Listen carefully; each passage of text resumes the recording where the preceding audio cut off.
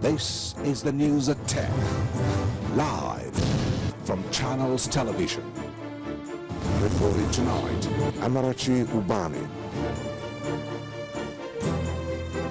Good evening and welcome. Tonight, a suicide bomber believed to be a Boko Haram member blows up 33 students at the government's comprehensive secondary science school in Potiskum, Yobe State.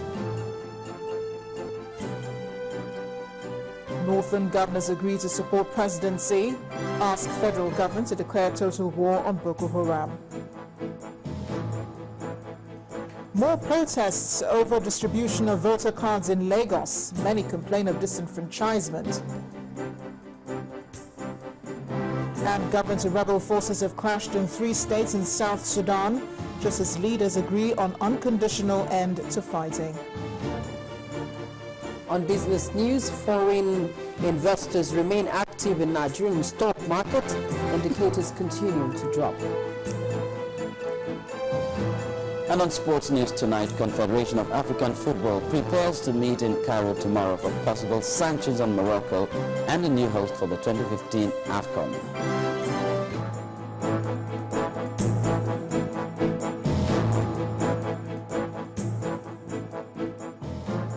We begin tonight with security as 33 students who left their homes for school early this morning were killed in Potiskum, Yobe State, northeast Nigeria, after a suicide bomber sneaked into the assembly ground of the government's senior science secondary school and set off a bomb.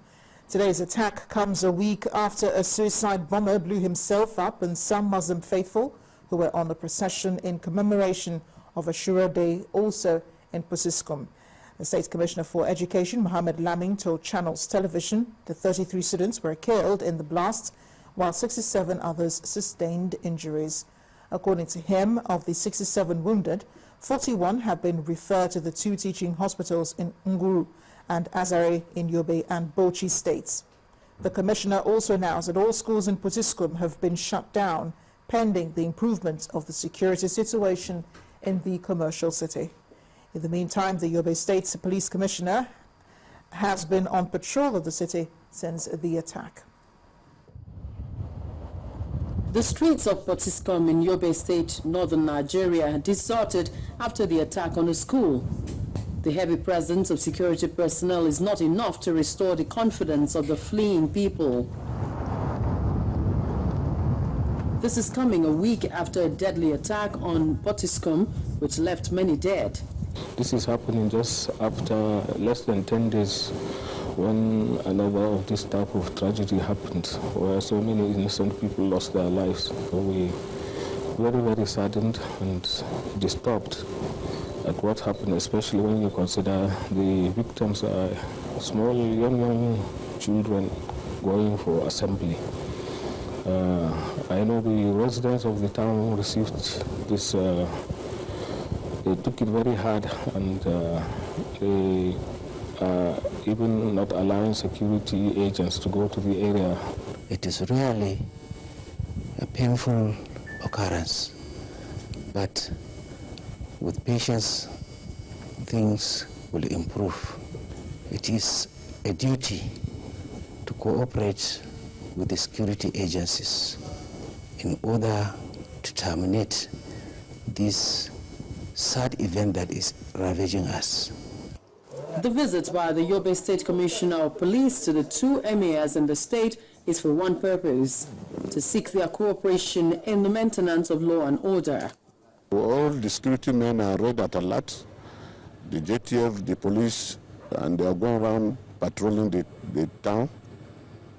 We hope everything will cool down, and we have already detailed our surveillance people on ground, plain people to go around and see whether they will get us more information to know exactly what has happened. So the security is very tight. Fear and uncertainty still grip this town as business activities, just like the schools, remain shut. Loretta Chiogo, Channels Television News. In the meantime, President Goodluck Jonathan has commiserated with the government and people of Yobe State on the death of the 33 students in the bomb attack that happened on a secondary school earlier today. The president also conveyed his sympathies to all the parents who lost their children in the heinous attack, which was carried out by a suicide bomber who disguised as a student. He described as dastardly the murder of the students who were in pursuit of a better life for themselves and their families, and gave assurance that, quote, no matter how long it takes, the federal government will ensure that all those responsible for the murder and the continuing terrorism across the country are brought to justice. Well, governors of the 19 northern states in the country have agreed to cooperate with the federal government in the fight to eliminate the Boko Haram terrorists. The decision was taken following a meeting in Kaduna where the chairman of the Northern Governors Forum, Dr. Babangida Aliyu, declared that with increased attacks by the terrorist groups in the northeast, the governors of the region will encourage President Goodluck Jonathan to declare total war on the insurgents. He explained that the Boko Haram members are no longer terrorists, but rebels and enemies of the nation who must be crushed at all costs before they destabilize the peaceful coexistence of Nigeria. These northern governors are holding what seems to be their first meeting since the heightened attacks by the terrorist group. Although the reason they are in Kaduna is for the commissioning of the Saramadu Bello Memorial Foundation. The chairman of Northern Governors Forum and governor of Niger State, Mr. Babangida Aliyu, says this is not the time to play politics, rather a time to confront the insecurity problems in the region. We must be careful because now we understand they are in Mubi. How many kilometers from Mubi to Yola? We have heard about what's happening in Gombe. Do we have to wait until it happens in Abuja and then everybody start running helter-skelter? No! We must urge and we must all come together. And why I ask about partisan, it's not an issue of APC or PDP. It is now an issue of survival, and we must put our sentiments aside. His counterpart in Kaduna and host governor Mukhtar Yero agrees with him, but also adds that the 19 northern governors must give President Goodluck Jonathan a total support in the fight against terror. Today, suspicion and so many things have gone with us. Between a Muslim and a Christian, there is a problem. Between different tribes, there is a problem. We need to go back to them as one more, and I would like to give a small challenge with due respect to our elders and leaders. We need you. Look at the children on the streets. These people need you. They need your experience, they need your advice, they need your guidance. Aside from the 3 northeast states that have lost huge human and financial resources since 2002, most other states in the north have shared in the attacks by the terrorist group Boko Haram. And for the northern governors, this is the time to stop the members of the sect from wreaking more havoc. In other developing news, the military has confirmed the crash landing of a Nigerian Air Force helicopter with call sign Shark 23 on a training mission in Adamawa State. Director of Defense Information at the Defense Headquarters, Major General Chris Olukolade, explained in a statement that the helicopter executed a controlled forced landing 4 minutes after takeoff at the runway approach end of Yola International Airport. He stated that there was no casualty recorded in the incident that occurred this morning, as all the crew members have returned safely to base. The Nigerian Air Force Headquarters has already set up an investigation panel to unravel the circumstances that led to the incident. Now, the inability of the prosecution to produce Aminu Oguche, the alleged mastermind of the Yaya bombing of April 14 and May 1st, today stalled hearing at the case at the Federal High Court in Abuja. A disagreement between the police and Department of State Services over who should prosecute the accused at last proceedings in court led to an adjournment by Justice Adeniyi Ademola. But the absence in court today of the two agencies and the accused person did not go down well with the judge, who had to make a fresh order for the accused to be produced in court on November 24th to face charges against him. Our correspondent, Amaka Okafor, has more on this.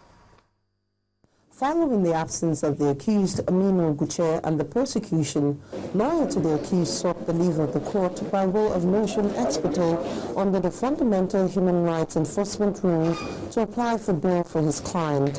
The lawyer to the accused, Ahmed Raji, told the court that the accused has been in custody since July 15th this year and has not had access to his family, lawyers and doctors.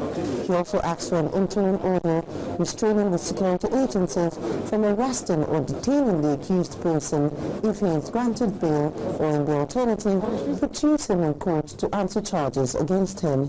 He's not been charged to any court of law. There has been no access to his lawyers, his relations and medical personnel. And that is why we have come under the Fundamental Human Rights Enforcement Procedure Rules to plead with the court to either admit him to bail or to ask that he be produced. Justice Adeni Ademila turned down the request for bail, but ordered that the parties in the suit be put on notice to appear before the court for hearing in the case. Justice Adeni, who found that the absence of the prosecution and the accused person in court, said it was a disobedience to court orders which will not be condoned. He ordered the Department of State Services to produce the accused in court at the next adjourned date to answer charges against him. If the court did not admit him to bail, he has asked us to put them on notice and that at the next adjourned date they should produce him in court. The case has been adjourned to the 24th of November. Oguche was extradited from Sudan on the 15th of July on the allegation that he was the mastermind of the twin bomb blast in Nyanya, a satellite town in the Federal Capital Territory, on April 14th and May 1st, 2014. Amaka Okafor, Channels Television News. In part two, after the break, the National Agency for the Control of AIDS, NACA, seeks more funding to stop cases of mother-to-child transmission of HIV/AIDS by 90% in 2015. Please join us again.